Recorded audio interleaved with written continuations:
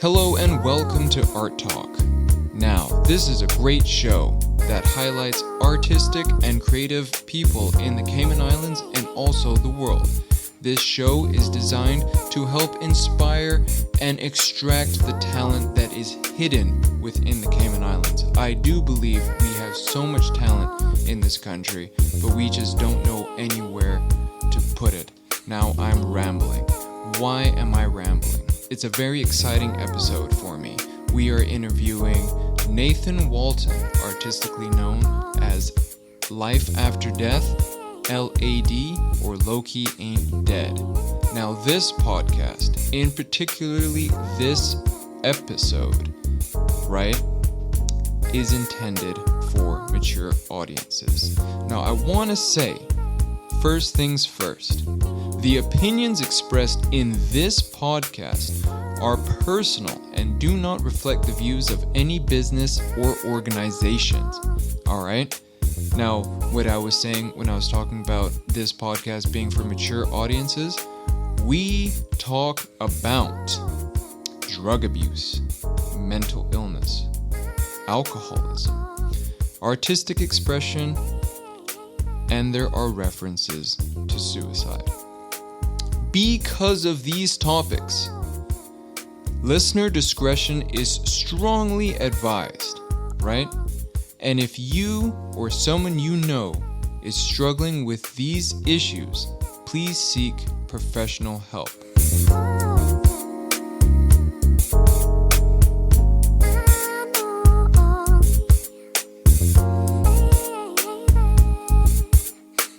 Nathan Walton, welcome to Art Talk. Yeah, thanks for having me, man. Hey, the second time we be talking about. Yeah, this is the second time, but we can also definitely talk about why this is the second time, and what's different about this time than last time. But first, let's get started with where are you from and describe it in 3 words. I'm from Cayman Brac, born and raised, and to explain it in 3 words. Pretty damn small. It is. What was it like? Let's start with that. For a lot of people, they may hear the Cayman Islands and be like, "Isn't that place that steals all the money?" You're wrong. We don't. We may have in the past, but that is the past, not the future. But there are 3 islands. There's Grand Cayman, which everybody knows. Then there's Cayman Brac and Little Cayman. What is life like in Cayman Brac? Growing up is good.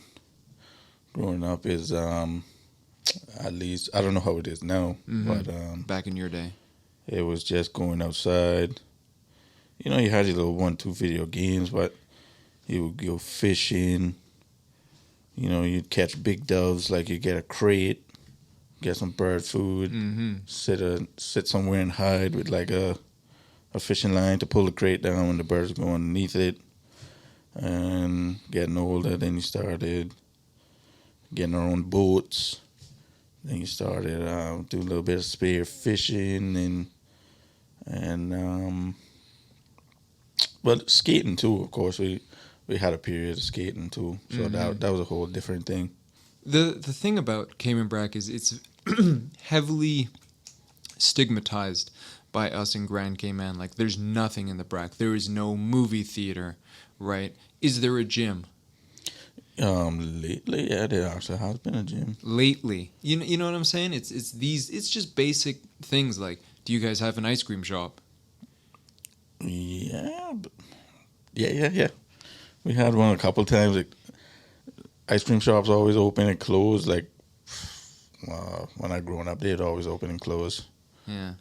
So it's definitely a different life than the Grand Cayman life. You're definitely the ultra country. Yeah. I'm from Cayman Brac. Yeah. I mean, when I would come down here, it was, where are you from? I'd be Cayman Brac. They'd be like, oh, Braca.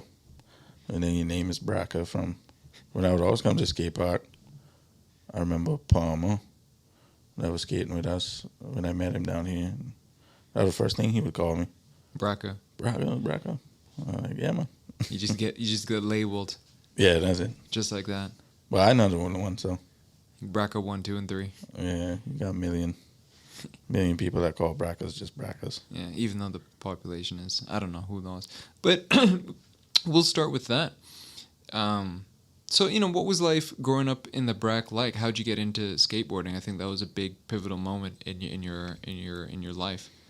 Yeah, I mean the scooters. I don't know when the scooters came out. Those Razor scooters, ones that would take off your shin, and then when you're doing whips. Yeah.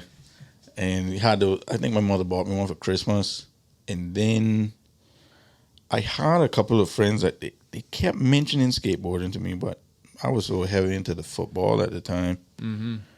And then it was just one summer, my friend, I was staying by his house, and he's like, "Yeah, we going over to the foundation to skate." Mm-hmm. And I was like, "What the, What's that?" Yeah, like, what the world? Anyway, we got there, and it was exactly what he said it was. A foundation. A foundation. Describe the foundation. Was it like the foundation of somebody's house that just never got finished? Yeah. That's it? And it was a high one. A high one. The highest point was at least about a good 6 feet, something in between there. And then the lowest point was probably like, I would say about 2-3 feet probably. And so a young man who will get into, he would just build ramps out there. What was it? So skateboarding in the Brac, what was that like? Because everything for those who do not know what life is like in Cayman, everything gets imported here, right? And so everything that gets imported to Grand Cayman then has to get sent to Cayman Brac. So something like skateboarding, especially back then, I'm mystified really that they actually got into skateboarding in Cayman Brac, because you would have to order the boards and everything from the States to ship it to Grand Cayman, to then get somebody in Grand Cayman to then ship it to you in the Brac. So yeah, I mean the first boards were Walmart boards. Those are the first boards. Our parents were pretty well off, all our friends basically, and I remember we went on a trip for church. Mm-hmm. I think we went to Virginia. Ooh. And I think that was the first skate park we ever went to. We went Walmart, bought some cheap boards, and the preacher took us to this little skate park, and then kind of kicked off after that. And so this was before or after you got introduced to the foundation? This was, I would say this was a little bit after. Yeah, but I guess it solidified your interest in skateboarding. Yeah, I just went by the foundation. I think that day I didn't even have a board or anything, because even the foundation, it wasn't just skating. Because if you go in there in the morning, it's hard. A lot of times you would just chill, fishing. Had a couple of little boats that we could go out in and fish, and we would make slingshots, all kind of different stuff. Sometimes you never really knew what would happen. In the night, sometimes they would play this game called Michael Myers.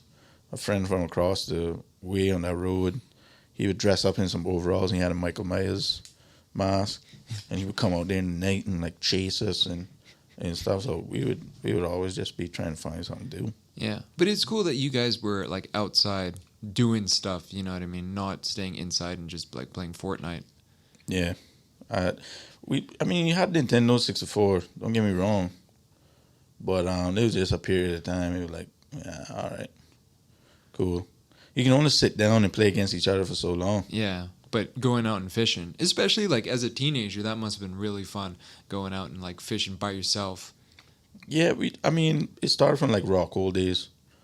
You get like a little cup, crack up a little whelp, put the bait in the cup and try to make a little fish swim in it.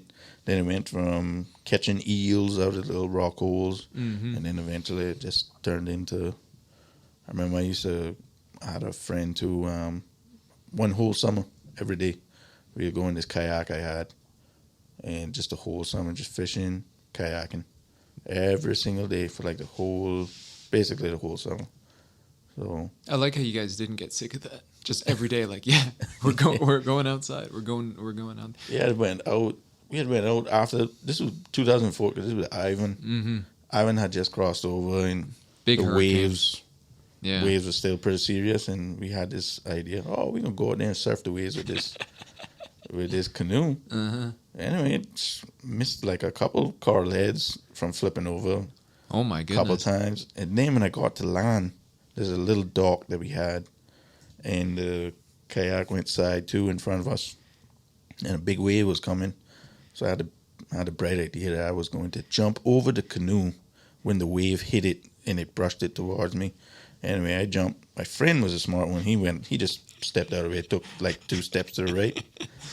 And then me, I'm like, I'm going to jump it. You gotta jump and get you gently and on. Bam, my feet clipped it, and it flung me forward. And there was some corals like right at the end of this dock, because it's a cement dock, right on the iron shore. And I just bust my forehead open. Oh my God. Yeah. How old were you at the time? Like 12? 11, 12? I think I was like 13, 14. 13, 14, yeah. Something like that. Dang. Yeah, Yeah. coral heads are nothing to mess with. They were little small ones. But yeah, I was picking out rocks out of my head. I didn't even know it was that serious at the time. I was like, whoa, that was intense, because I flipped all the way over. I barely scraped my forehead on it. And then I sat down, and then I got up. And then now my friend, he was like, yo, you bleeding? I'm like, no. No. He's like, yeah, your forehead bleeding. I'm like, shit. Well, so that was one little adventure, yeah. Yeah, but next day you were back at it. Oh, yeah. I just went home. You know, my mother was so used to me coming home with some Cuts, yeah, bruises. something. And all I did, like, I think she just like put some peroxide and then some Neosporin in it, one big old Band-Aid, awkward Band-Aid in the middle of my forehead. And then I went back. I slept over my friend's house, the same friend, that night. And I think we went back out like the next day. Like, Just like that. just like that. Not stopping you. Yeah. So when did around this time, when did you start like really getting into skateboarding, and do you want to introduce some of the characters that you used to skate with, and which actually you still do skate with? Yeah. 13, yeah. So it would have to be like 13, 14. So it was Robert, JR, Kevin, Andre. He's the guy where he like literally just lived right next to the foundation. You could come out of Andre's room and the foundation is not even 2 feet away. So that's how it was. So he was the main guy building everything at the foundation. Yeah, he was pretty good in woodwork. Mm-hmm. Like, even like the tech decks, he would make stuff in woodwork for the tech decks for us, like at lunchtime. And Yeah, stuff. the little finger skateboards. Yeah. Wait, he used to make ramps and stuff? Oh, yeah. Rails and all kind of stuff. Yeah? Mm-hmm. Nice. Yeah. And so he would then take this skill on a larger scale and build like ramps and stuff like that on the foundation. Yeah. You take the bed frames, use those for the ledges. You know, the 90-degree little bed frames. Yeah. Use those for the ledges. He built ramps.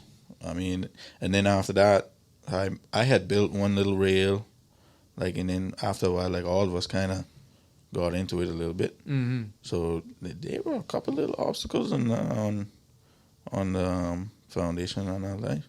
So you guys really like kept yourselves occupied, because like one thing about like when I would work in news, I would always interview a certain individual, and you'd be like, kids, you know, they're bored, and that's why they always get into trouble and things like that. But this is Grand Cayman we're talking about. But it seems like you kids in the Brac were like, we're just gonna go fishing every day.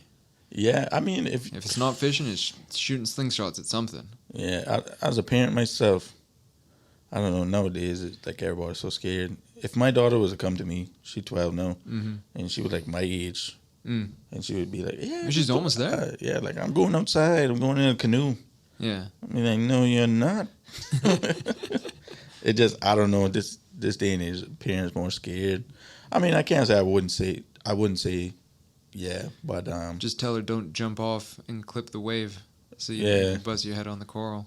I would even look at her and ask her why. I think, I mean, like, why you want to go outside? Like, don't you want to sit in the AC? Yeah. Yeah. So that's kind of like because you could ride on the road, bikes. We used to ride all the time. Like, I can't remember the last time I saw a kid. Well, that's a lie. I actually went. I mean, I don't want to call it like poor area or whatever, but I might go pick up a friend. This was like a couple months back, and I see this kid running around. He got like a blue bird in his hand. Mm-hmm. And I was just so amazed by it because I can't remember the last time I seen a kid actually playing with an animal or found an animal. Yeah. So I was just like, what is this you got there? He's like, yeah, I got a little yellow belly, you know. I'm like, that's cool, man. And then he had his rollerblades, and you go down into like those apartment kind of complexes and stuff like that. Yeah. Nah, they playing Xbox and PlayStation and iPads and stuff, you know. So It's not like when you were growing up. yeah. No. So you got into skateboarding. I believe since you were a big football player, you actually gave up the football and just decided to skate, I guess, full time as a teenager. Yeah. What was that like? Oh, my mother didn't like it. I don't know. Not to talk bad on her, but that was like a thing. Came on and noticed very well. It's like, I want my son to be a football player, you know. Mm-hmm. And The a lot of them would get the little scholarships, go off to college, play football. And Yeah. Were you good?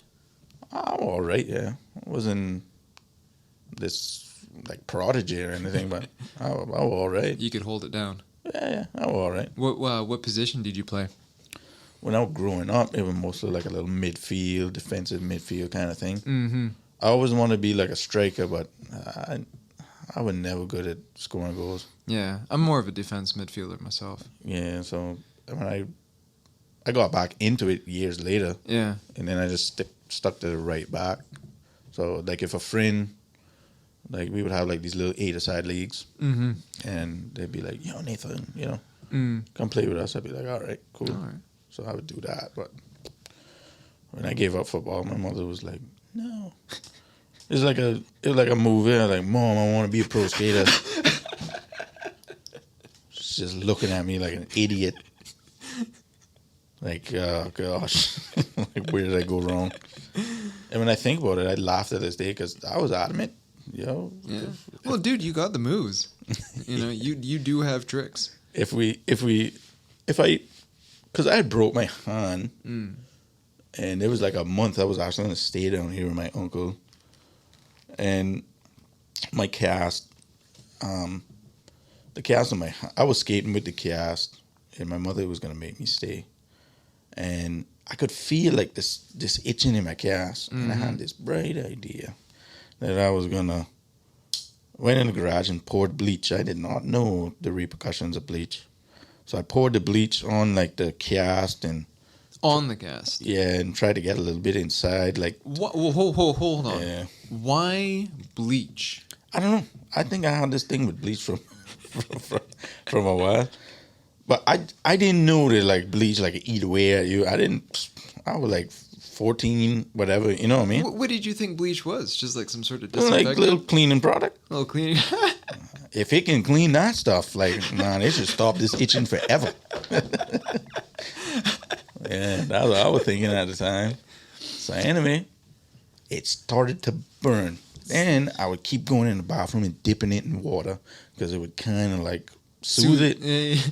But I was just putting just gasoline on fire because the fiberglass was tightening up. Oh my god. From like the water and with the bleach, and oh man, I just kept hiding it. I'm like, no, I want to go to Cayman. Yeah. I want to skate for the month. Anyway, made it to Cayman. We're in the hotel, and I can't even sleep. The pain is just antagonizing. Uh-huh. And I'm like, Mommy, like, we have to go to the hospital. I'm in so much pain. She's like, okay. She didn't even think it was going to be as bad as what it was. When they cut it off, the netting that they put on your hand before they actually put the paste and the cast on or whatever, Right. that was embedded into my skin. Ooh. Yeah. She was just looking at me like, oh my God, like, you really couldn't say nothing. Then when I told her, like, because the doctor was like, what do you do? Like, I went in the garage and put some bleach in it and tried to stop the itching. He's looking at me like an idiot. My mother's like, oh my gosh. Oh my goodness. So, yep, I didn't get to stay for the summer with that one. So, yeah, they put a new cast on, and no, I think they put on like a back slab because they still had to wait for the skin like to heal. Mm-hmm. Yeah, it was bad. Damn. How old were you at the time? I think like 14, probably. Yeah, 14. Nice. Something because I was skating for a little while too. Yeah. So, a big pivotal moment in your life is when Andre and them, man, because they were ahead of you in school, right? When they left Cayman Brac to come to Grand Cayman to finish their studies, what did that? What was that like for you? I mean, Andre was like the first to leave. Yeah. And we still had like a little crew, you know. And then after that, Robert left, and they were in the same year group as my sister, and I actually really hung out with all of them. Mm-hmm. And they went off to college, and you know, after that, it was just, all right, well, I can try find some new friends. Yeah, because that was your clique. Yeah. You were the youngest to take it. Yeah, I was the youngest. We had one more guy that was younger than me, Edmund. Yeah, he I mean, he skated, but he was still more like into the football and stuff like that. He still had his little thing going, I guess. But me, I don't know, drifted off into Neverland, I guess. What is Neverland? I mean, it wasn't bad right away. Right. I just started hanging out with people in my year group. Yeah. And there's a guy, he came down from Cayman. My good friend, now best friend, basically. And he came down from Cayman, Angelo. And I never forget it. He came in. It was social studies class. He had to sit like right behind me. Mm-hmm. And I was like class clown. So like I turned around. I like, come on, you can slip closer to me. You know what I mean? Yeah. And he just looked at me like, what the, you know? Anyway, eventually me and him became good friends.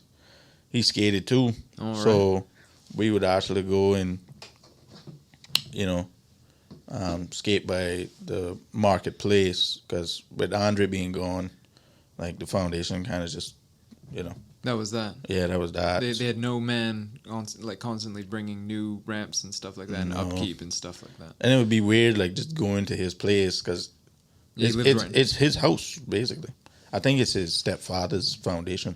Oh, okay. If I'm not mistaken, but yeah, it was just what it felt weird, just going there randomly. So we would just skate the actual little marketplace, and, you know, smoking weed a little bit here and there, but nothing too bad at the time, I would say. You know, but then just a little bit after, I think after that when I started like getting a little bit, well, not a little bit, hard into the pills and the NyQuil and pills and NyQuil. Yeah. How'd you graduate from smoking weed here and there to pills and NyQuil? I don't know. So, in your opinion, is weed a gateway drug? In my opinion, no. But you understand with my mentality, I didn't need an influence. I didn't need a person to say, hey, look, this makes you feel good, blah, blah, blah. Mm-hmm. I just heard about weed. I went and found weed myself. Mm-hmm. I actually bought weed. I don't know. I can tell you the story about that. I actually bought weed the first time by the skate park. It was the first time I came down here for, I think it was football. In Grand Cayman. Yeah. Yeah. And as a teenager. Yeah. Because we're in our 30s now, just to make that gap. Yeah. So I had this bright idea. Me and my friend was like, yeah, I'm going to bring some weed over to Cayman Brac, but we got to smuggle it. And from what I hear, you're supposed to put it up your ass.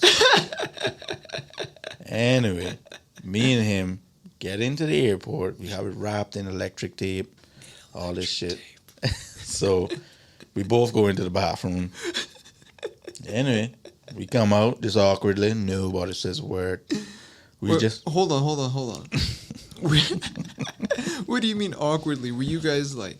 Yeah, we both went in there to put this weed up our ass to bring it to Cayman Brac. Use any Vaseline or just straight electric tape I'll up the rectal cavity? Once I finish the story, you'll understand what happened. But we came out just awkward then. It's like, okay, the deed's done. Nobody said a word to each other. Nobody said a word. Just on the plane, not saying nothing.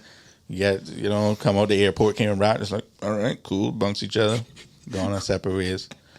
We made it to school, and we just like, so you got yours, and I'm like, yeah, I got mine, and we both wanted to ask the question like, did you really put it up there? And we both like, no, I didn't put it up there. He's like, I didn't put it up there either. We both realized we didn't put it up there. It was there in our ass crack. But the reason why we wasn't really talking to each other because we were tensed up the whole time, just holding this in between our ass cheeks. Like, it wasn't going to go. I wasn't putting that shit up there, man. During that time, especially as a young Caribbean male, there was a lot of stigmatization about being gay. Yeah.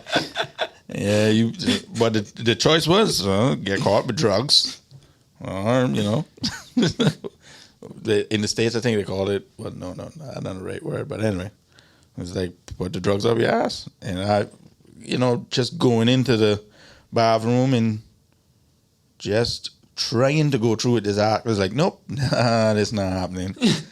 And then you're so scared, you're like, well, what else? Where do you put it? And you're just like, all right, it's just gonna tense up. So I just tensed up that whole time. It just held it in my ass crack. Yeah, I thought I was going to strain myself to pieces. My ass muscles were sore by the time I got there. I had to sit in the car with my mother the whole ride home. Just like, oh, man, I hope this thing don't drop. Get home and I'm like, geez, I'm finally. Felt like I was sweating bullets. Not from the nervousness. Yeah. Just from tensing up that whole time. Yeah. So from this experience, trafficking weed from the borders of Grand Cayman into the borders of Cayman Brac, how did you get involved with pills and NyQuil? And what pills? There was this pill called Tylenol Simply Sleep. My mother always had a lot of pills around the house. Mm-hmm. So there was this Tylenol Simply Sleep, and I would just pop these suckers like jelly beans, and it would, like, I couldn't feel like my legs, But I would always come to school with a cup, and a cup of what, water? Yeah, I would always make, like, because the teachers would be like, what's in that cup? I would always have water. But when they weren't looking, sometimes I'd crush up the pills, and then I have like a Sprite, mix it with the NyQuil, like this wannabe lean kind of thing. Like, I thought it was like Lil Wayne or something. Uh-huh. But that shit worked. That shit worked? Yeah, I got high. Probably not like codeine high, I guess, but yeah. I mean, it did the trick. What was the trick? How did you feel? Just zoned out. Zoned out? If I wanted to sleep, I could sleep right then and there. Yeah. And if I wanted to just not think about anything, it was easy because I wasn't really worried about anything being so zoned out. So you started to experiment with drugs. You did the weed, you did the NyQuil, you did the pills. When was alcohol introduced to your life? That same friend that we tried to pull whatever smuggling attempt that was. Because me and him basically we went from cigarettes, weed, and then we like, okay, we're going to drink. And the very first time, I'll never forget it, was Absolute Vodka and then Bacardi Gold. Mm-hmm. Bought it, went out, when my parents and everybody went to sleep, we snuck out, went by this kind of like beat up house. I think Ivan kind of beat it up kind of pretty bad by the beach. Anyway, and we drank there. And from then, it you could, anybody that is an alcoholic or was a grown, if they seen how I drank then and there, Yeah. they would know, like, geez, oh, nah, he gonna be a problem. He's going to be, and we'll definitely get into that. Yeah, so, yeah, I got stone blind drunk first time. Stone blind drunk first time. You Yeah. puke or anything like that? Anything? Yeah. We made it back to the house, and to this day, I don't know why my friend didn't pick me up. Makes no sense, but he was pretty okay.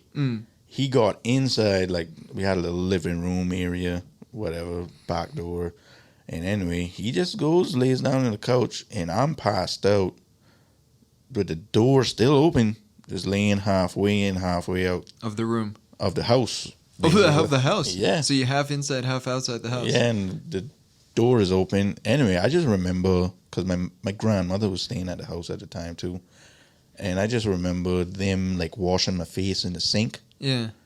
Anyway, woke up the next day, and my mother didn't really say nothing, because she knew what happened. Yeah. But they didn't really say nothing. And I'm, like, looking at my friend, like, what happened?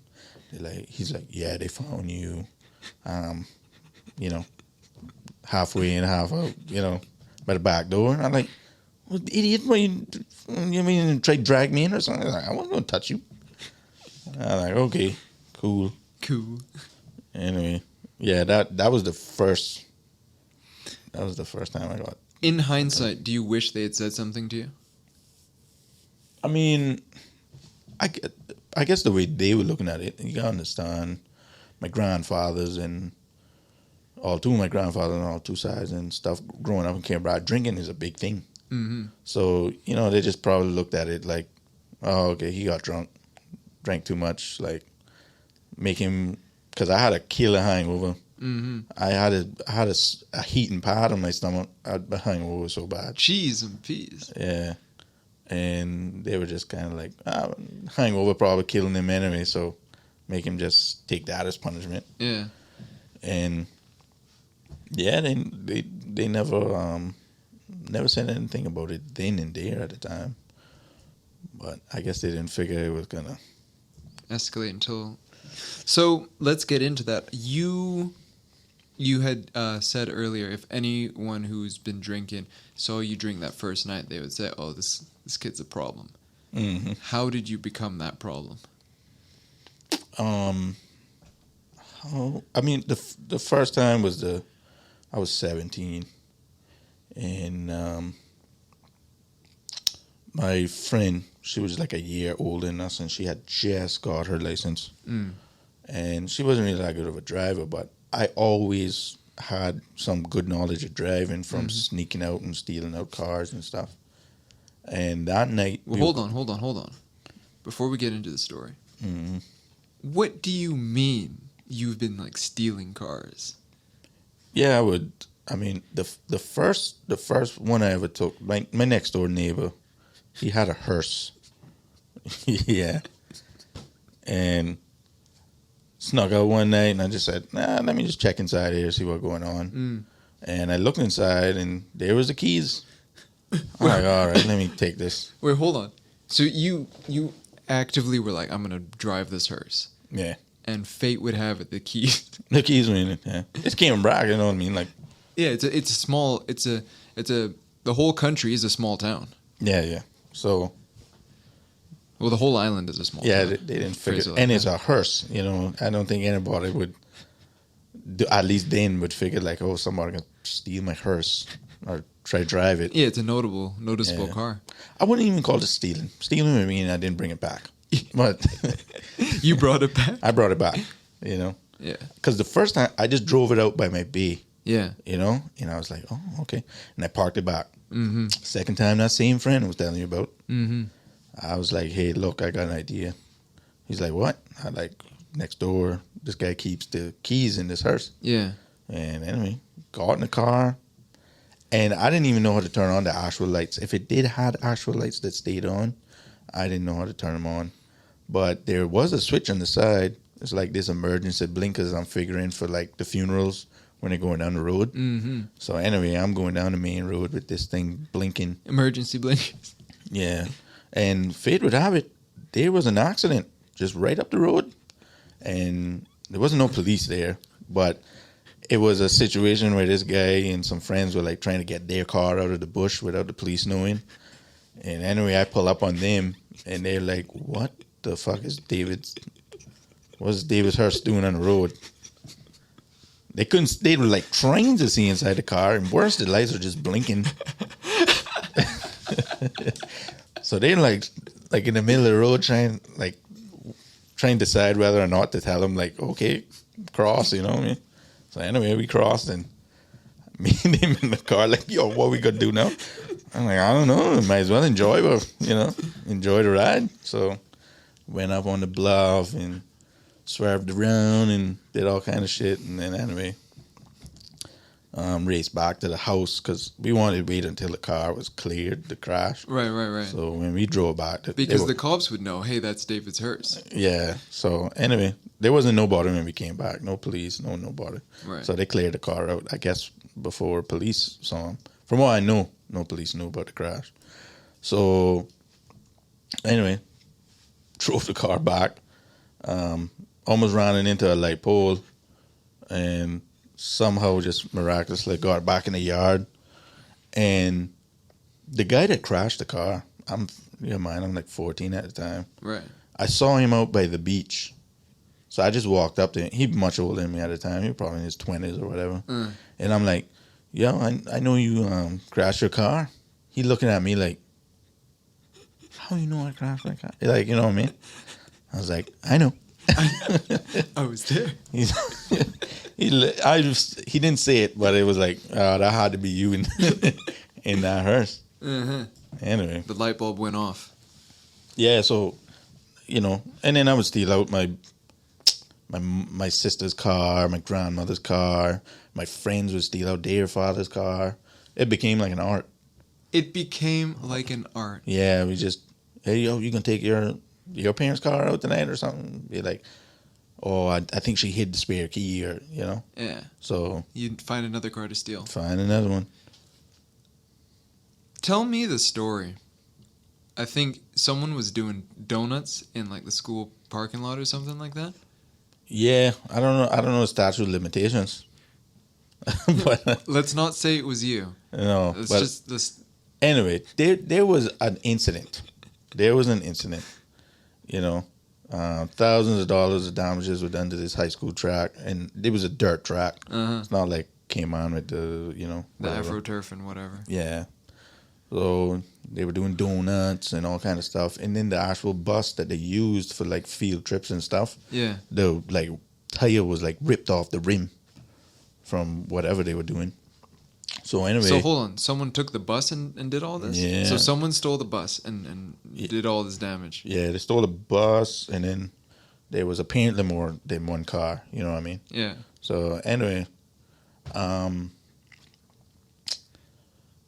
I go to school, and my mother comes and picks me up because she worked at Cayman Brac at the time. She was the manager. So because me being her child legally, she could check my text messages. So she went through some text messages. This is how she found out I drove the hearse. So I'm pretty sure she just messaged David like, hey, David, my son has been driving your hearse. Do not leave the keys in it, So anyway, it solved that problem. Your mom's the NSA. So anyway, she found out from the text that I was driving my sister's car. So anyway, comes and picks me up from school and decides that she's going to take me straight to the police station. I guess it was like, like you ever watch that show Scared Straight or whatever. Yep, on A&E. So she just took me there and was like, listen, my son been driving my daughter's car, see what you can do with him. And they're like, okay. It's pretty interesting because just last night, an incident happened where the high school track and thousands of dollars damages, and this bus that they had been stolen. They just started explaining all this to her. Right. And she's looking at them like, oh my goodness. Shit. And then looking at me like, oh, I'm going to kill you. I'm like, I don't know what they're talking about. Anyway, she's like, you know what? Never mind. I'll take him home. So, till this day, I can't say I can't say I did such a thing or was involved in it, but I can't say I know of it. I get you. Yeah. So now fast forwarding. So you have a career in stealing cars. You fine tuned it to an art. Mm-hmm. Some people like to paint. Some people like to take photos. You like to steal cars. Yeah. So fast forward, you're what, 17? Your friend, she has her license. She's 18. She's 17. She's 17. Because you get your license when you're 17. I was 16 at the time. Yeah. And anyway, we were going in to the gas station one night, and she kind of like hits the side of the gas station, and I'm like, oh, I can't watch this no more. Like, let me drive. I can drive. Mm-hmm. Clearly. It's an art. So anyway, they didn't know that, how heavy I was on pills and all that kind of stuff, you know what I mean? So were you like a daily doser every day? Yeah, every day. Every day. If it wasn't pills, I had to get like some NyQuil. And even that night, I had drank a little bit. I had some coconut rum. Bacardi? No, not Bacardi. It was like Malibu? It was some cheap, it was like a flask. I can't remember the brand. But it was some cheap, some coconut rum, yeah. And anyway, I'm driving this car, we're having fun, blah, blah, blah. Yeah. And they're like, oh, Nathan, you can really drive, Yeah. And we go up on the football field. It wasn't finished at the time, but the field was there. Right. But there was a lot of sand and stuff around the field, so I started doing donuts. And where they had the bleachers, the foundation for the bleachers, with me doing the donuts, the back tire clipped that foundation and bust the tire. Oh shit. And till this day, I don't know what happened. Kind of just blacked out. I didn't black out because I can remember everybody screaming and what was going on. It's just like I couldn't stop. So when I hit the curb, everybody was like, all right, Nathan, stop. Like, oh shit. Yeah. And I just kept going. You just kept doing Kept doing donuts. One of my friends at the time, he was able to jump out during the donuts. Yeah. And anyway, the door must have closed back or whatever. And I'm still doing donuts. And then I decide, all right, I'm going to straighten up the car and shoot it out onto the road. So I just pedal to the metal and, they're just screaming like, Nathan, stop, please, please. And I don't know. I just kept going and get over the hill. I can't even say how fast it probably hit, but just shot across the road, kept going. There was a big turn coming up, and like it didn't even faze me. I don't understand. Anyway, from the tire being flat and the speed that I was hitting, the rim dug in. You could see after the crash where the rim just dug the asphalt right out of the ground, and the car just flipped. Everybody in the car was still kind of just like screaming and yelling after the crash. I mean, I wasn't shaking. Hold on. When the car flipped, did you guys land on the roof or? Yeah, we landed on the roof, and it was on the bluff, so it's like you shot off the road, kind of into a ditch. Oh shit! Yeah, so after I wasn't shaking. To this day, I don't know what happened, but I got out a little bit, helped them out, went back in the car. For some odd reason, I was just like looking for my slippers or like anything that was in there. Yeah. And one of my friends that was sitting there crying, like I didn't know what to tell her. So I was just like, hey, look, I guess I would try and kill myself. And another one of my friends, he had actually ran. He was just so scared. He was like throwing up and running and the adrenaline. Yeah. That's a near-death experience. Yeah, and I just kind of told her what I told her, like, sorry, I guess I would just try and kill myself. I don't know. And then I ran behind him to check on him to see if he was okay. Yeah. And yeah, anyway, that situation turned into a big thing because the car You know, it was put in the newspaper because it was Juliana O'Connor Connolly's daughter's car or whatever. So they just put it up. Juliana's car crashes on Bluff. Yeah, because she was a big politician then, but Yeah. as of today, 2024, she's the premier of the country. Yeah, so, you know, it was like 16-year-old, crashes car, almost kills 3 of his friends kind of situation. Yeah. And I'm just still sitting there like, what happened to me? Like, why did this happen? Why did I do that? You know what I mean? I know me, like, I didn't want to kill nobody. Yeah. Like, and at that time, I didn't even really consider me killing myself per se. I mean, I've thought about it. Like, it would cross my mind sometimes and be like, oh, people would miss me if I die. But after that car accident and the kickback that I got from it, Yeah. oh, I wanted to die then. Holy shit. Right? And Hold on. So, at this moment, you go through this terrible ordeal, right? And you tell these people, I was trying to kill myself. What was your mental health? What? And I bring this up. Maybe I should backtrack a little further. What were you evading? Because you're 16, you're crushing up pills, you're drinking, you're doing drugs actively every day. You're a teenager, right? What feelings or what were you trying to escape? I mean, then and there, I didn't know. After years and years of working on my mental health, you know, I came to find out that it stemmed from being young. And, you know, I had an incident with my cousin with him molesting or trying and, you know, doing these fondling me or whatever when I was younger. Yeah. So, you know, I always just looked at it like, nah, you know, like I knew I wasn't gay. Right. You know, and if I was, geez and peace, you know, it still wouldn't even have been cool because like he was like, I think like 15 years older than me, 10 years or something like that. 10 years older than you. Yeah, he was a grown ass man.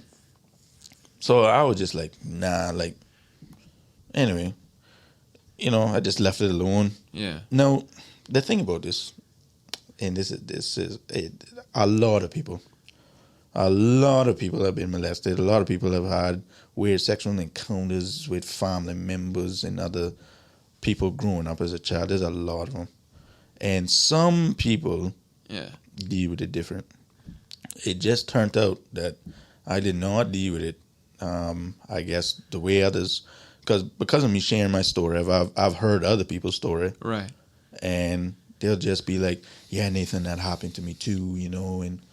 You know, I understand, and I'm like, well, why I couldn't just have been like you then? Mm-hmm. Where it's just like, oh, I went through, you know, they would just tell me, you know, I went through a period of depression and blah, blah, blah, but I came out of it. But do you think that you were going through similar things like a period of depression and whatnot, but because you were self-medicating every day, it just never clicked to you that, oh, I'm clinically depressed? Well, I can't say I was depressed then and there when I was doing the drugs. Right.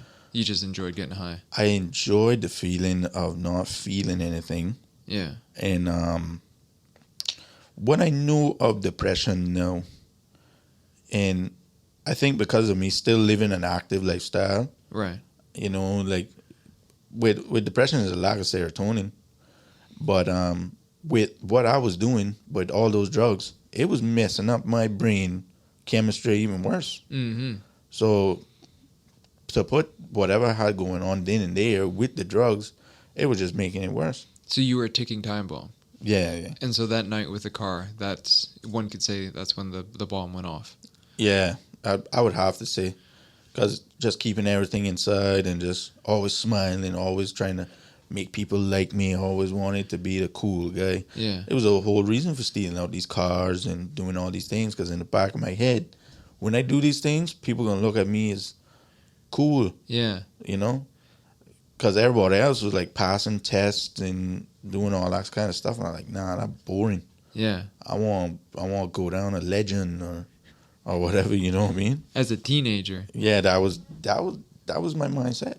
Like, I want to do all these fun things, and the high from that. Yeah. Because not even just impressing people or whatever, because a lot of the time I kept it a secret because I couldn't just go out and tell people I was doing all these things. Hey, I crushed pills and put it in Sprite. Yeah, it was a lot of it was a secret, but the adrenaline from keeping it a secret and doing these things was a high in itself too. Yeah. So it was either I was chasing a high chemically, or I was chasing the high. I mean, it's still chemical in your brain, but The adrenaline. yeah, the adrenaline, The risk. yeah. So after you crash this car and there's big outrage in the community because A, the Cayman Brac is a tight-knit community, and B, that car belonged to Julianne O'Connor Connolly, who's a big, one of two politicians of the whole island. Mm-hmm. So what was the backlash like for you, and what happened next? Well, I just became the crazy kid that tried to kill his friends. Oh, shit. That was that. I don't even know how you could come out of it, and I just locked up in my room. So were you still in high school at the time? Yeah, I was still in high school. I think this was year 11. Year 11. So I had one whole ass year to go. What was that like for you? Because as stated, Cayman Brac is a tight knit community. Did you just get like weird looks from then on out? Like, yo, that's that kid. Yeah, I mean, if they did, I wouldn't really notice, I guess, but I did. You see, a lot of people did look at it from just, oh, he crashed that car. Mm-hmm. But I don't think everybody knew the severity. Like, the people that were in the car, right, that knew exactly what happened. Yeah. And I guess the one or two friends that they told, because when I went to the police station is when it really hit me, because they had to interview me. Right. And they basically told me what the people in the car said. And I was just there like, wow. That's when I tried to kill myself. And they're like, Nathan, is it true that you told so-and-so that you tried to kill yourself? And I like, yeah, I guess so, Just kind of sat there, zoned out. That'd be the only time I ever told the truth, I guess, in a police station, really. But after that, and it is crazy because I even looked at it like, how could they go behind my back and like tell these police this stuff? You know what I mean? Snitches. Yeah, I even from then that's been my selfishness, and because it started to kick in because people are already calling me crazy. Then there was this situation with the police and this car crash, and I'm like, you know what? Like, basically fuck everybody. You're just gonna do you. Yeah. One-man army. Yeah, like, and I mean, we were still kind of friends after they still talk to me. Yeah. But it was still the awkwardness, we knew. Yeah. We knew what happened. The elephant in the room. Yeah, so. But I don't think I ever really sat down and explained anything to him, ever. If I did, I don't remember. I just kind of just made them go on with whatever story they had. And that was that? Yeah, to make them write the narrative. And I kind of just lived whatever they said I was. So they're like, oh, Nathan crazy. So then I made that the adrenaline. Just being crazy. Yeah. Did you have to like go to court or anything like that? Yeah, they took away my license. And I think but I was young, so I think like my parents probably got a fine or something. I don't know. Right. But they took away my license.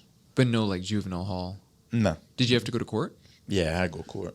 They just took away my license because I didn't have no license or insurance. Uh-huh. So they took away something I didn't even have. So they took it away at 16. So when I did turn 17, I would have to wait a year. Till you're 18? Yeah, till I was 18. So after that, do you like look in yourself and go, oh my goodness, what did I do? Or did you just be like, nah, I'm crazy, I'm going to just keep going?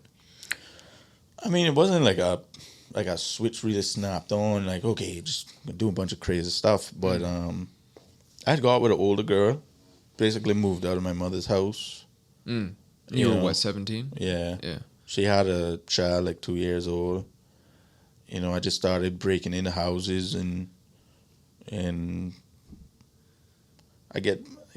mean, I didn't really take shit out of people's houses, but I just steal their car or park it back in the garage, go out drinking, just whatever was fun at the time I would just do. You just do wild shit. It never clicked on you the repercussions of your actions from that accident. Mm-mm. So you just kept stealing cars. Yeah, and I'd crash. Then I crashed right after that. I had got because I'd graduated at around this time now, and I'm still living with this girl. So I think this would be after I came back from the States, if I'm not mistaken. Hold. Yeah. So you living with this girl, and then you go to the States? Yeah, I think what it really was, I went to the States. I met her. I was pretty good with her, and in Cayman Brac. Yeah. I wouldn't say I was really living with her too tough then. Yeah, just sleeping on the couch from time to time. Yeah, and it just like I felt cool. She was older, having sex, whatever. Yeah. Blah blah blah. And then that was the time. Now, okay, Nathan, you need to do something. I didn't do none of my CXCs.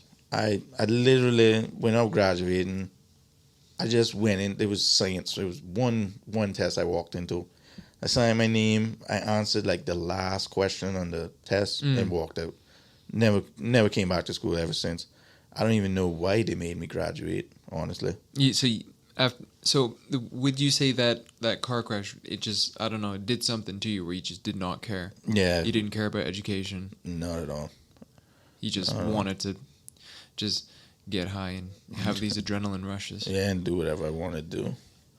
So, graduate with nothing, basically. Mm-hmm. Just a diploma or whatever it's called. And then... And the school graduated you? Mm-hmm. Oh, okay. Pretty easy to graduate back then. Yeah. Just like attendance, whatever. Anyway, graduated. And then my mother was like, well, what I can do? My sister, like what I told you, in college. Mm-hmm. So she's like, I'm going to send you up there with your sister, and you're going to do a trade school. You do mechanics. But all you got to do is pass this little test, and you'll get in. Right. Anyway, I always had common sense. I was always pretty good at math. I was good at English. I was pretty smart, but I didn't realize how much time that I ruined and messed up my brain because I went into the test, failed it, I think, by like 2 marks or something. Jeez. But You're so close. Yeah, I could have did it over. I could have actually just did the test over, got into the actual school. Uh-huh. But and this is in the States. Yeah, I failed the test anyway. And the girl that I was talking to from Cayman Brac, me and her were like splitting up at the time. And I was just like, oh, I failed this test. Like, so that's when I just came up with the idea, like, I'm just going to kill myself tonight. Like, I just can't do this no more. You know what I mean? Yeah.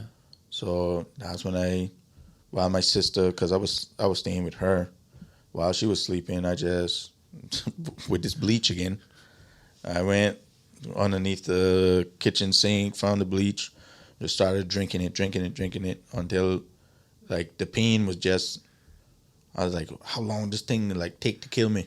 But it didn't kick in. The only thing that kicked in was just immense stomach pain. And I was just like, man, I gotta just hang myself. So I'm trying to find stuff to hang myself. And I just like, I'll take the shoelaces. But before that, actually, her boyfriend, my sister's boyfriend, had like an Xbox. And it had like a cord. I tried that. But when I jumped off to hang myself with it, it popped. So I ran back upstairs again because where we was staying was a balcony. Uh-huh.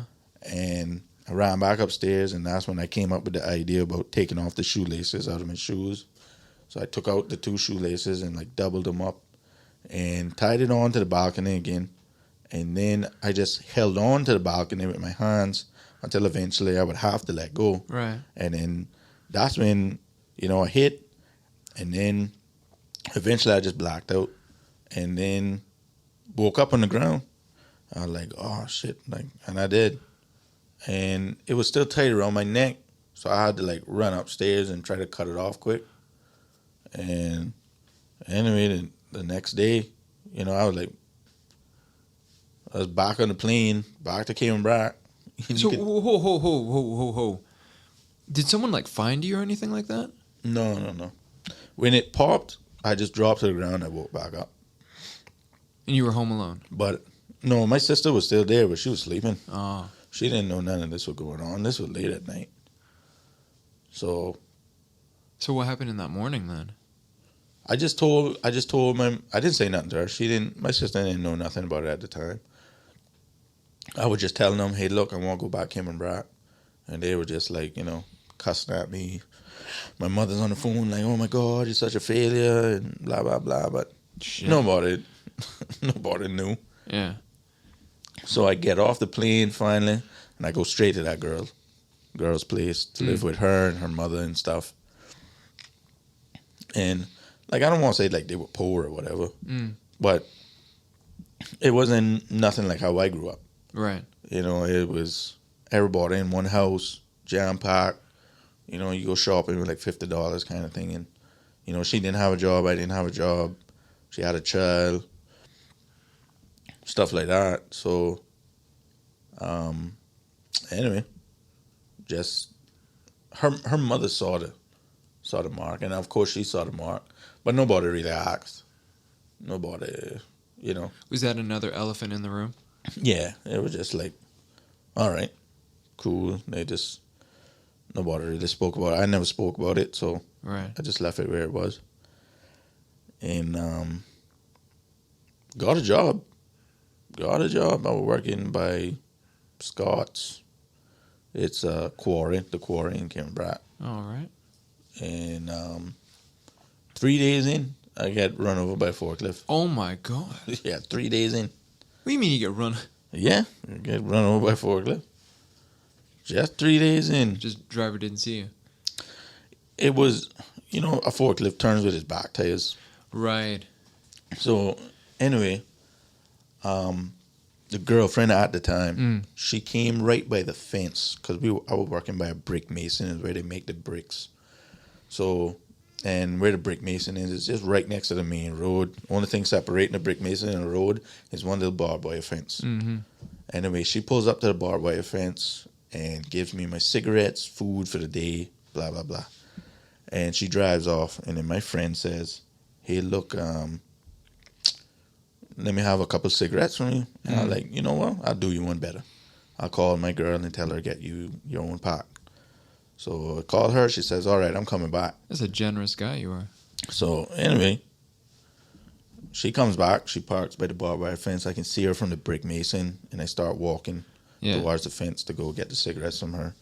And this same friend pulls up alongside me now with the forklift and says, oh, just hop on to the back. Yeah. I'll bring you there. Because it was a good little walk.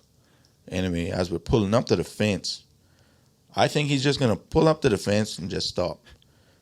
As we pull up and I'm deciding to jump off, same time he decides to turn.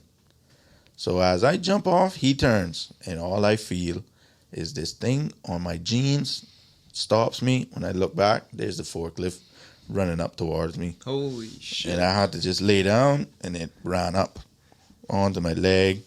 And if it wasn't for the girl's daughter, it was kind of her reaction to scream or whatever I would say. I can't remember if she screamed, but my friend that was driving the forklift, that what made him kind of stop, and he looked down and then he saw me underneath the forklift wheel. Oh, fuck. And then he's like, Nathan, what you want me to do? I'm like, you need to get off my leg. So at the time, it wasn't even broken, I could feel it wasn't broken, and this was boggy sand we were in too. So that was kind of saving me too. He reverses it and he almost gets off.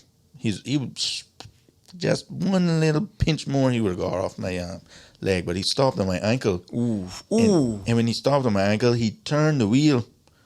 So when he locked the wheel, that's when you could just, and I was like, oh yeah. So you broke your ankle. Yep. I hopped into the car. Straight to the hospital. Yeah, it took me to the hospital.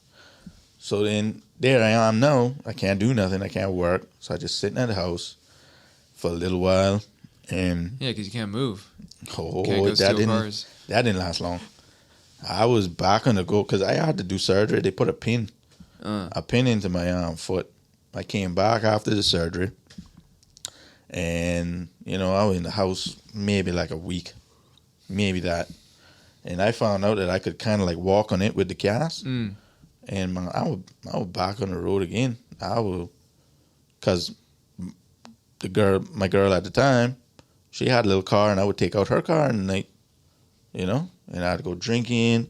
I would even go to the bars, with the broken foot, with the cast, Yeah, I walked on it so much until there was a hole in the bottom of it. Jeez and peas. And I ended up taking the cast off finally. And one night, me and her got in an argument. I sped out, and I was drunk because I was drinking that night. Yeah. Just sped out. Quick thing, you still like a teenager? Yeah, I was. I think I was 17, 18. 17, 18. 18. I had to be 17 because, it had to be around them time. My daughter was born when I was 18. So, yeah. I mean, this is a real thing with me, though. They keep saying when you go through like traumatic events when you're young and stuff, it kind of messes up your memory on stuff. So timelines for me kind of hard sometimes. But I knew it was 17 that I crashed this car, and it was right after the college incident. So I took the cast off. Me and her got in an argument. I was drinking that night, and I basically did the same exact thing with the first crash with the friends, but this time I did it by myself. You flipped the car. Well, I didn't flip, but I crashed it. Shit. And I messed myself up even worse because I re-broke the leg in 3 more places. Oh, shit.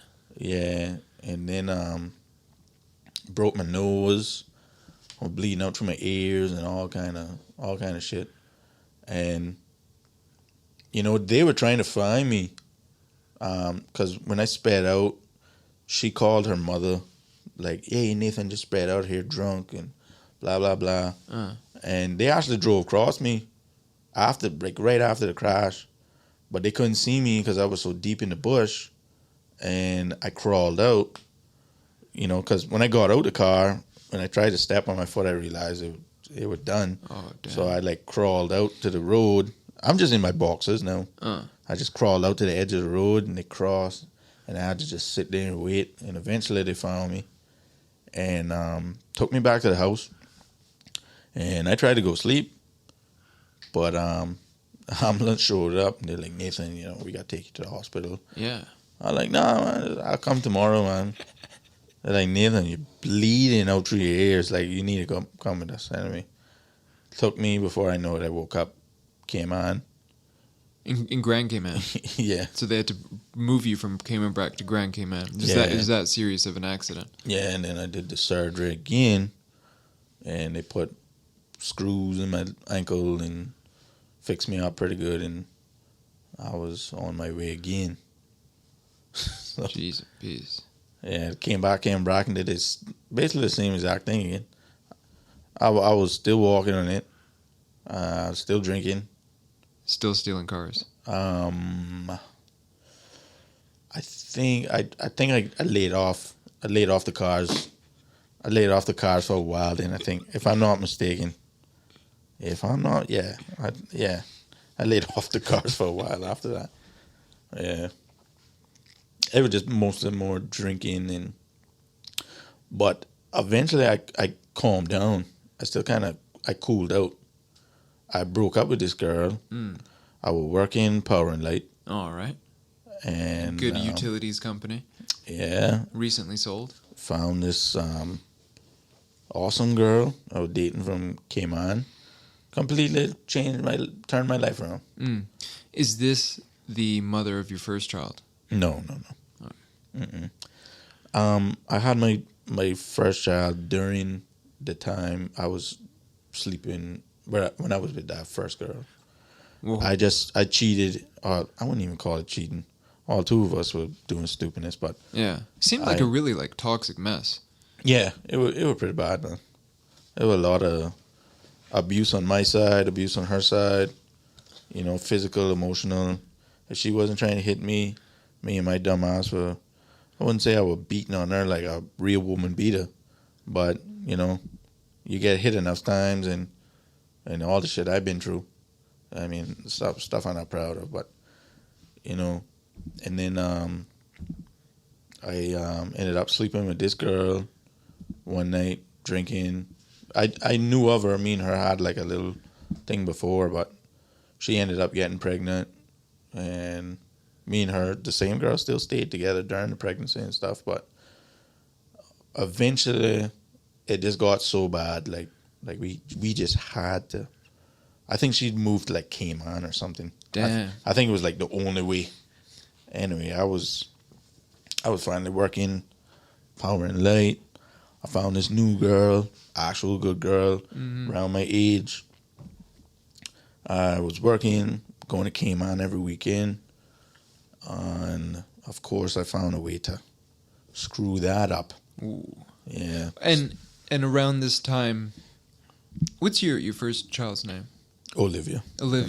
And so Olivia is still in the womb when this is happening. No, she was born when I was working power and light. All right. She was born even when I was still with this girl, and started working. I wasn't really involved in her life. I kind of still stayed my distance, like I didn't know what to do with a kid, and still in the back of my head was this wanting to die thing. Jeez, it was absent. I felt like I kind of beat it. I kept telling myself I beat it. Yeah. But it was still there. Like an addiction. Yeah, it would just lay there and like out of nowhere, it would just kind of pounce out of nowhere whenever life would just kick the shit out of me for my own stupidness. Mm-hmm. So here I was working a good job, in a decent relationship, and then started selling drugs. Started actually trafficking drugs. I would just come to Cayman, buy weed, and then smuggle that back into Cayman Brac. How did you smuggle that? Yeah, the best. You graduated from the the ass clenching. Yeah, no, I shouldn't laugh, but yeah, graduated from that. What I would do, I would get like a cooler, and I hope nobody don't try this, but I don't even think you could do it now. No, you couldn't do it now. Now they got X-ray machines and all kinds of stuff. Exactly. Yeah. This was back then. Yeah, they could only turn on those X-ray machines if they want to use like the jets or stuff now. I'm pretty sure they're making a good buck now. They can afford to keep them on. Yeah. But I would get the cooler. I get like a carton of orange juice. Yeah. And you know how you can open up the top of the carton of orange juice, almost like when you would go to Burger King and get the orange juice. Yeah, in the cardboard, in them cardboard boxes. Yeah. Yeah. So a half pound of weed, half the jar can fit perfectly down in one of those. Right, them Tropicanas, some pulp. Yeah.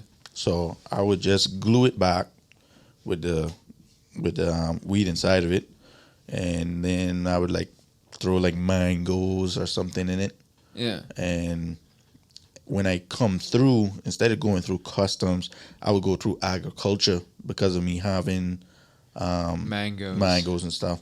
So I would just open the cooler, show them, hey, this is what's in here, blah, blah, blah. And then they'd just be like, okay, cool. And then I just walk through. Yeah. How'd you get in? How did that even happen for you? Because like I said, like you said, things were going well for you. You had a good job at Brac Power and Light, right? What happened in your life for you to realize, hey, I need to go to another island and traffic drugs back? Once again, the same adrenaline adrenaline thing it was just still there. It was a thing for me. I really did like weed. I still do to this day, but not even in the sense of just medicinal. Yeah. In the sense of, I used to watch documentaries like hemp documentaries and all kind of So stuff. you into like the plant. Yeah, the actual like, plant and like the uses CBD of it, and how they can turn it into fiber, and how oils it's a good paper. yeah. So I went into all that kind of stuff, and how a certain company made sure that hemp was illegal so that their paper company would not succumb to the hemp producers. Yeah, there's a good documentary. I think it's The Emperor's Book. I think it's called The Emperor's Book. I can't remember. But, yeah, and plus by me having to come down and see my girlfriend at the time so much every weekend, with just the pay for my job, it wasn't really doing the trick. Plus I was paying child support at the time. Right. So I was like, oh, this is a nice little side hustle, you know? Yeah. But eventually I got mixed up with some people because I was doing it by myself. But then you just freelanced it. Yeah, I was just doing my own thing. And then some people caught the ear of what was going on, and I kind of joined up with them. And that's when I got into like the drug game per se now. Yeah. People talk about selling drugs. Now, yeah, if you're selling weed to me, that kind of different. If you just selling a little weed here and there, that's a completely different thing to me than the actual drug game. Because when you're involved with other people that have guns, and if they don't get their money on a certain time, they're coming for you. Yeah, or they'll threaten you. I don't. The person I was dealing with, I know he wasn't going to kill me, but he wouldn't hesitate to threaten me if I was 2 minutes late by Western Union to send him some shit. Oh shit! You know? Whoa! Hold on, Western Union. So these aren't like this isn't like a crime syndicate in the Brac. What's going on here? He was living in Cayman, so I would just get whatever money I had for him. Yeah. Go Western Union, send that to him, and little did I know, I shouldn't have messed with anybody because it is all just bait.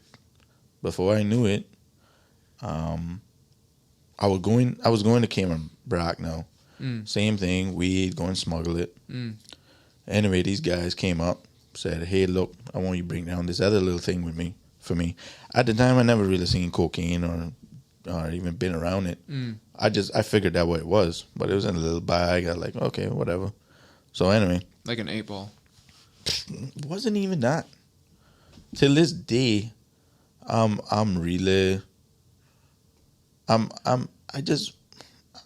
wonder why they would even give me that amount, because it wasn't even a lot. Because even the amount that I got caught with, I never got charged for intent to sell with the amount of coke that they found on me.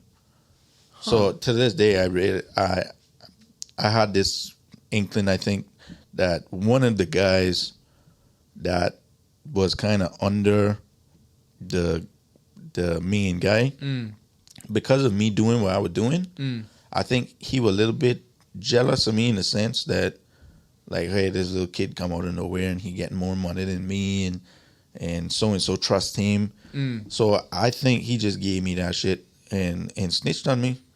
Ooh, because before I got on the actual plane, and I can't say who, but an actual customs officer called my father and told my father, hey, listen, if your son gets on that plane with any drugs and we search him and we find it, he's screwed. And so they must have been tipped off, in your opinion. Yeah.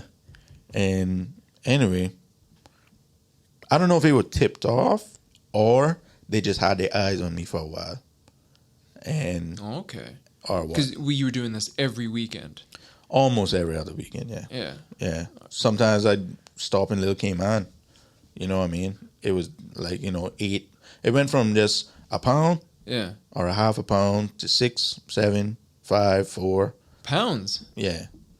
It was always like back and forth between 4 pounds, 5 pounds. And you would smuggle them the same way in these orange juice containers. Some ways were different. But yeah, some ways were different. And anyway, yeah, I didn't want to do it no more. Right. And I really didn't care about getting caught. I really didn't. So what clicked? I mean, since you're into the adrenaline, you're into like this risky behavior. Mm-hmm. What clicked to you to be like, nah, I'm done trafficking weed from Grand Cayman to Cayman Brac?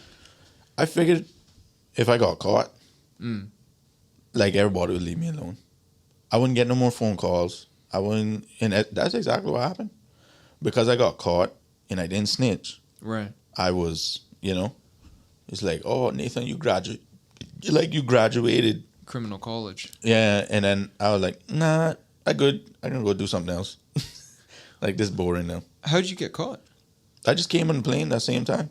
When the customs officer called, I made my father drop me. And till this day, I think he kind of beats himself up about that. Wait, so you got caught from Grand Cayman going into Cayman Brac? Yeah. Oh, okay. Yeah, my father's like, look, they're gonna search you, And I'm like, nah, I good.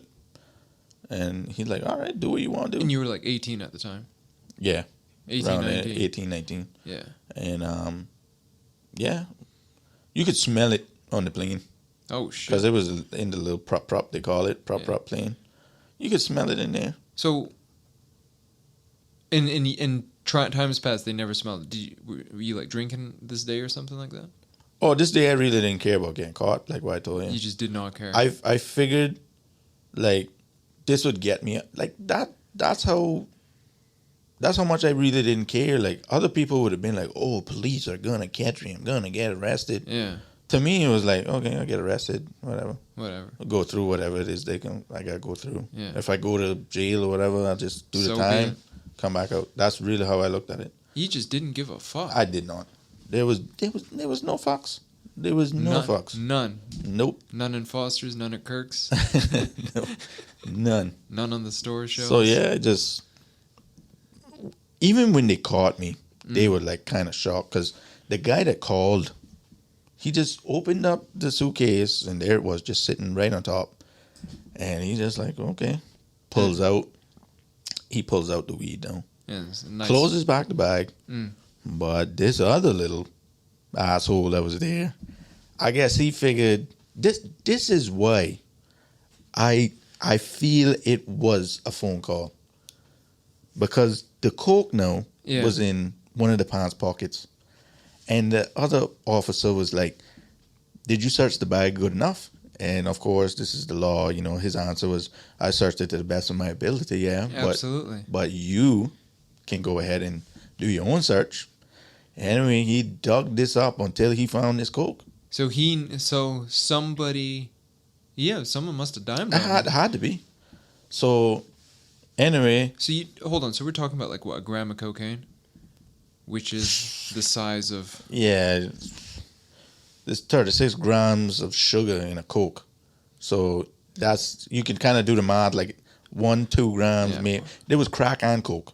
Crack and coke. Yeah, there's one little thing of crack and there was like some little thing of coke. So maybe the size of like a fob key we're talking about. Yeah, the bag. probably. So tiny. Yeah, it wasn't even nothing. Yeah. But I didn't know about selling coke or the amount or what it meant for. I was like, okay, this is what it is, blah, whatever. Yeah. I take it down, I get paid, is what it is. Mm-hmm. Anyway, I go through this.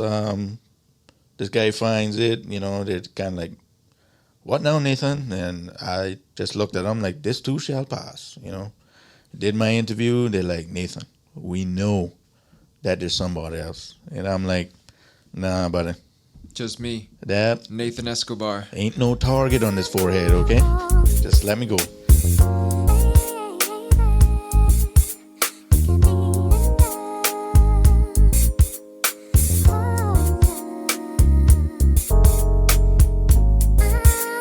Thank you so much for lending your ears to this conversation, and we will continue talking to him in part 2 of our series, Cayman Brac's Most Wanted.